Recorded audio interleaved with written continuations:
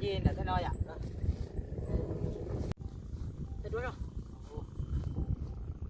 Ô, đúng có kia vậy, thế này vậy? Đúng có thay chơi gì à?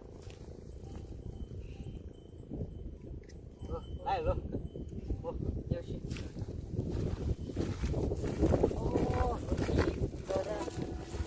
Ô, đúng có kia vậy?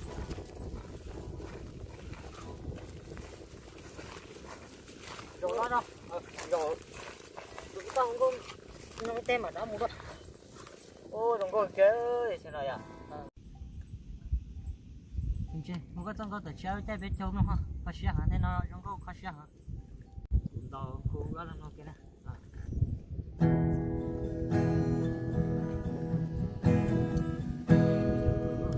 Chạy biết chơi xe hàng đủ nó. Cú chỉ trả cho tiền một luôn ta. Một con rồng trắng lo lú xuống tiền.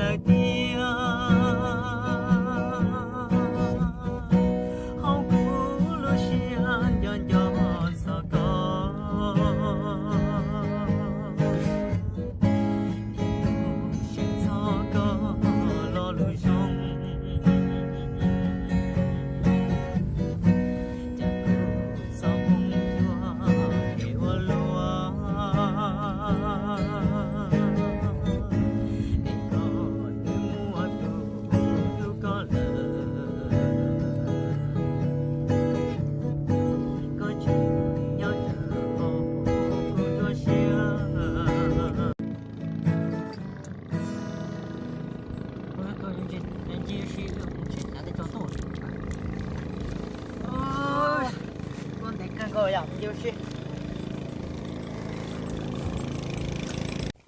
Nó có cú nó thay quá, đúng không này. Ô sao? Thay kìa.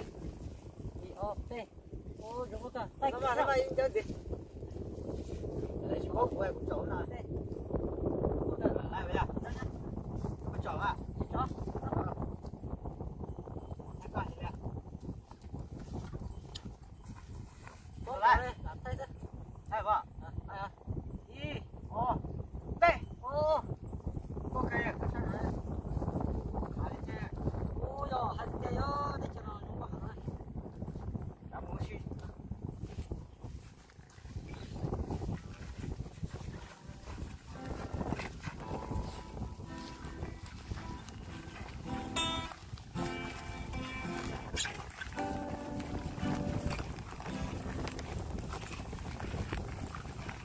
Nó sẽ tên rồi này là vô bà lên đồ đúng không kia à? Ôi, một lần có mấy cho lần có tôi chiêu xí này à? Ôi, giờ có hỏi một lần có những loại gì đó, rồi đó tôi mà dùng có kia, giờ bà tổ nó không có kia à? Bà tổ xe con xe chúng á rồi,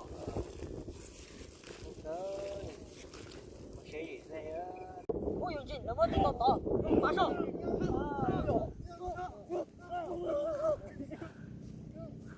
Ôi trời ơi, không có cái gì không được mất được phải không? Anh nhớ chưa? Anh nhớ chưa không? Anh nhớ chưa? Thế nào bên ta mà chị ở chơi nè, để tôi chị. 不加，这要不加里面不就一铁了？你说那你加，可别你啊，你莫还那太大嘞。我好像是那他你讲的么？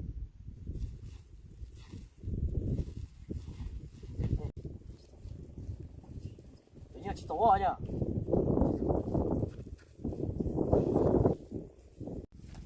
哎呀，今天吃回呗，今天还有家那个腿。哎呀，学好你的，个老的了。我去，我去，我去，我去，我去，回了，跟什么个打工个老。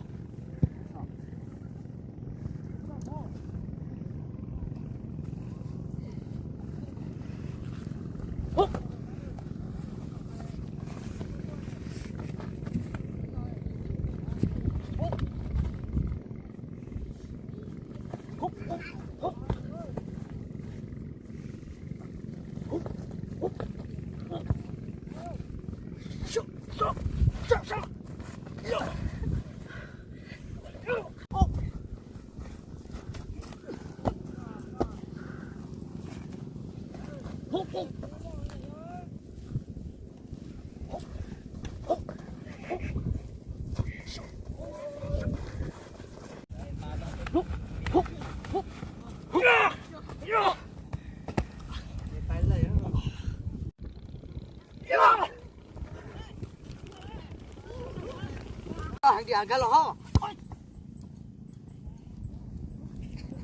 我走了你，呀！